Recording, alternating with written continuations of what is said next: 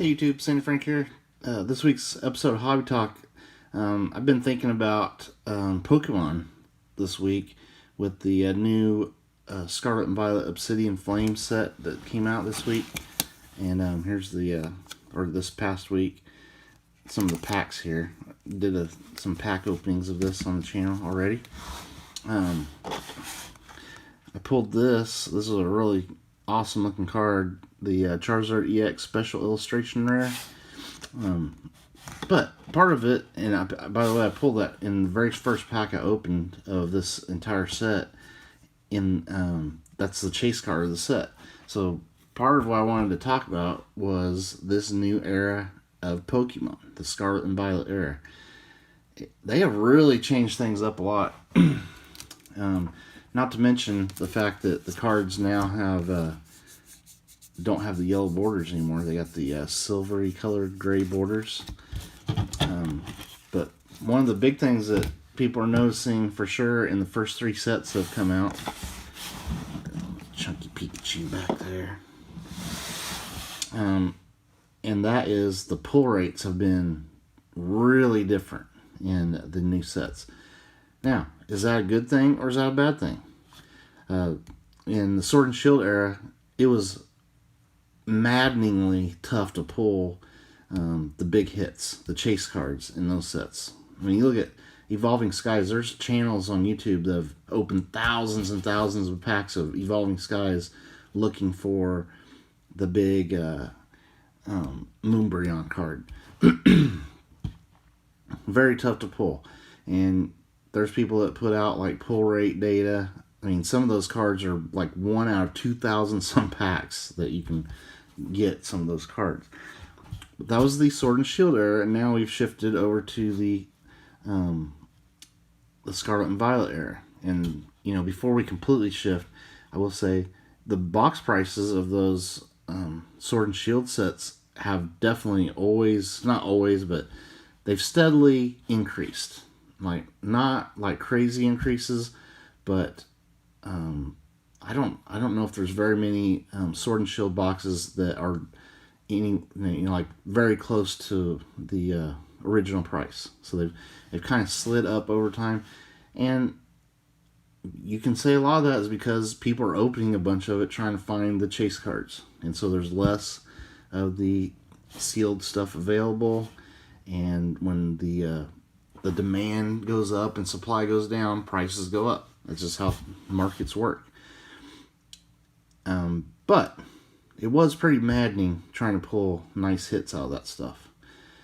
So now we shift over to the Scarlet and Violet era. Now, another thing that changed was the prices of the booster boxes went up. It seemed like about 10%. I think like Sword and Shield boxes cost around $90 to $100 brand new, and now the Scarlet and Violet boxes, there was price increase from Pokemon. Now they're like around $110 on release, so a pretty big jump up.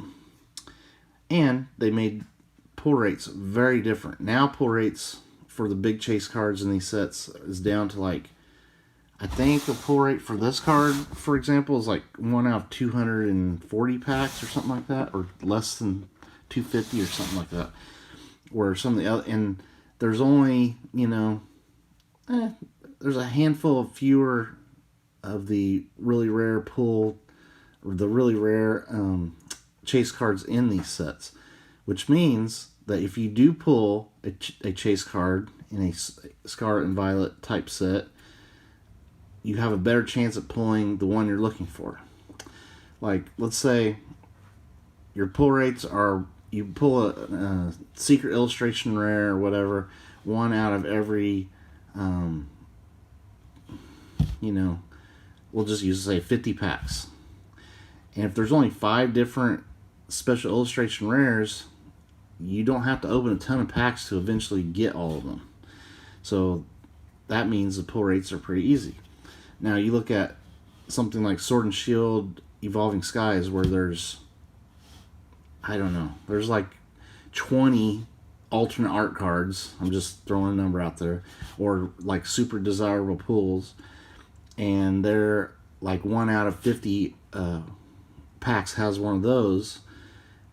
The chances of you getting one out of those 20 is 4 times harder in the Sword and Shield boxes, because there's just so many more rare cards, chase cards, that the chance of you pulling a particular one, the odds go way up. So box prices have been coming down on Scarlet and Violet. Like, you can buy Scarlet and Violet base set for under $90 now, which shocks me. Especially when the prices were higher on release than they have been on other sets. So that means there's more supply than demand. People are opening Scarlet and Violet packs, getting their chase cards, and why keep opening? You got the cards you want, you don't need to keep opening packs. So while it is awesome that you're able to get those cards pulled, it also causes card prices to go down and box prices to go down. So I think Pokemon wants that, because they don't like boxes going up to $200-$300 a box, a year after it's printed. They want their sets, while they're in rotation, still be affordable for people to buy. So I think Pokemon is good with this, but I think there's a lot of people that, like, try to invest in Pokemon stuff that aren't so happy with Pokemon. All these trading card games, they're not made for people to invest in. They're made for people to play games. They're called trading card games. So, people that use TCGs as things to invest in, they don't want any reprints, because they want their boxes to become rare and the prices to keep going up and up and up. Where the game makers, they want people to play the game. If people can't find the packs for the game, they're going to reprint it. So it's a constant struggle with supply and demand on some of these games. You look at MetaZoo. MetaZoo would love for their boxes to be more expensive, but they made way too many, and the game hasn't really caught on, I would say. It has core fans that really love it, and I really love the cards and everything, but there's no doubt I don't play that game, and I don't know anybody else that plays the game. So the box prices, they just have, you hate to use the word tank, but they probably, that's the best way you can describe it, is they've tanked. And which is awesome if you're just now getting into MetaZoo. You can get all these great sets for super cheap, but it is what it is. Sometimes you like to see the box prices be stable, not necessarily keep rising up, but just be stable. Not because nobody wants things to be overprinted. You want things to be printed to the right level. So, long roundabout way, is it a good thing or a bad thing that the pull rates of the Scarlet and Violet sets have gotten easier? I think it's probably a good thing, because the game is going to be healthier if people can get the cards they want to play the game, and that'll cause more people to get into playing the game if they know they can possibly get those cards.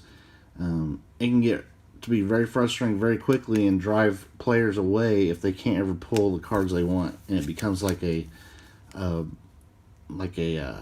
rich person sport or game where that's kind of has kind of held Magic back a little bit, because there's so many really rare, super expensive cards that if you're just getting started in it, it's overwhelming amounts of money that you're going to have to pay to get the actual cards that some of these players have been in the game for a long time. But with pull rates easier, you don't have that problem getting into the game. So, I collect Pokemon cards. I don't play the game, so I actually was very happy that I pulled this.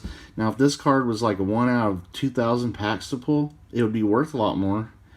Down the road, it could be a very expensive card, but I wouldn't have it unless I bought it raw and probably have to pay a very crazy high price to get it. So it's a good thing for collectors that are buying stuff for their collections. It's probably not good for flippers that are just buying stuff, hoping open a ton of it and flip all the really rare cards to make money. Frankly, that probably hurts the hobby overall when a lot of people do that. So, what do you guys think? Is it a good thing that pull rates have become very easy in the Scarlet and Violet? I mean, it's still not super easy, but way easier than the Sword and Shield era. I think it has affected the popularity and the momentum of Pokemon. It seems like they're losing momentum, but maybe that's good for people that play the game. Maybe it's time for Pokemon to beef up the player base with these sets that have easier to pull cards. What do you guys think? I love to hear your comments. I always read them. I don't always get a chance to reply to them, but I love reading them. Thank you for watching. Stay tuned for more videos. Later.